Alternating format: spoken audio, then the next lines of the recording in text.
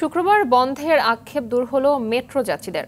এখন থেকে সপ্তাহের 7 দিনই চলাচল করা যাবে মেট্রো রেলে। যদিও ছুটির দিনে শুধুমাত্র বিকেল থেকে রাত অবধি চলাচল করা যাবে মেট্রোতে। তবে যাত্রী চাহিদা থাকলে মেট্রো সার্ভিস বাড়ানোর পরিকল্পনার কথা জানিয়েছেন সংস্থাটির ব্যবস্থাপনা পরিচালক আব্দুর রউফ। ছুটির দিনে চালু হওয়ায় খুশি যাত্রীরা। একই সাথে চালু করা হয়েছে বন্ধ থাকা কাজীপাড়া স্টেশনও। বাকিটা জানাচ্ছেন মাইদুর রহমান রুবেল। পুরানো দিয়ে নতুন নিতে আজই চলে আসুন আপনার নিকটস্থ ওয়ালটন শোরুমে।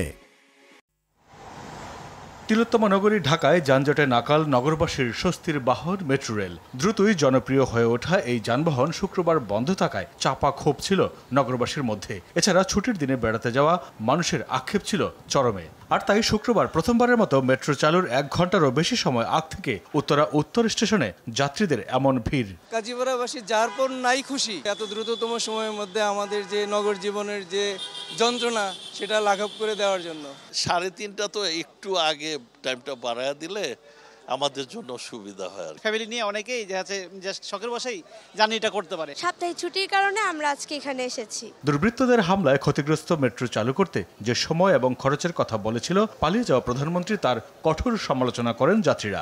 300 কোটি টাকা খরচ হবে মেট্রো রেল সংস্কার করতে, কিন্তু মাত্র 20 লাখ টাকা হয়ে গেছে। মিথ্যা তথ্য ছড়াইছে, তাদের প্রতি ঘৃণা জানাই। 1 বছর সময় লাগবে, সেখানে এখন শুক্রবারও কিভাবে চালু হতেছে, তাহলে সরকার চাইলে সবে পারে। ক্ষতিগ্রস্ত স্টেশন চালু করতে 1 বছর সময়ের কথা বললেও মাত্র 62 দিনে চালু হলো কাজীপাড়া স্টেশন। খরচের লাগাম দক্ষতার সাথে টেনেছে অন্তর্বর্তীকালীন সরকার। প্রকৃত খরচটা আমরা বাট এটা কম হবে, আগে যে প্রেডিকশন তার থেকে কম হবে, এটা আমাদের ধারণা। কোনটা কি মাত্রায় ক্ষতি হয়েছে সেটা অ্যাসেস করার পরে আমরা লোকালি কি পাবো নাকি এগুলো আমাদেরকে বাইরে থেকে আনতে হবে, ইম্পোর্ট করতে হবে, সেই বিষয়টা বিবেচনা করার পরে এই সম্পর্কে আমরা বলতে পারবো। এই মুহূর্তে চূড়ান্ত কোনো কথা আমরা বলতে পারছি না যে কবে নাগাদ, বাট আমাদের চেষ্টা আছে যত দ্রুত সম্ভব মানুষের নিরাপত্তা বজায় রেখে এটা যাতে ওপেন করা হয়, সেই লক্ষ্যে আমাদের টিম কাজ করছে। যাত্রী চাহিদার কথা মাথায় রেখে সেবার মান বাড়ানোর পাশাপাশি কম সময়ে মিরপুর 10 স্টেশন চালুর আশ্বাস দেন নতুন এমডি। পরীক্ষা করে যদি ভায়াবল হয়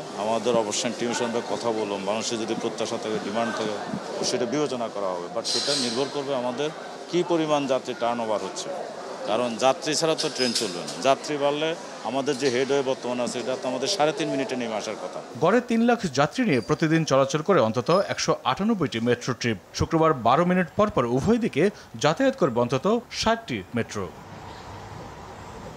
মাইদুর রহমান রুবেল, RTV, ঢাকা।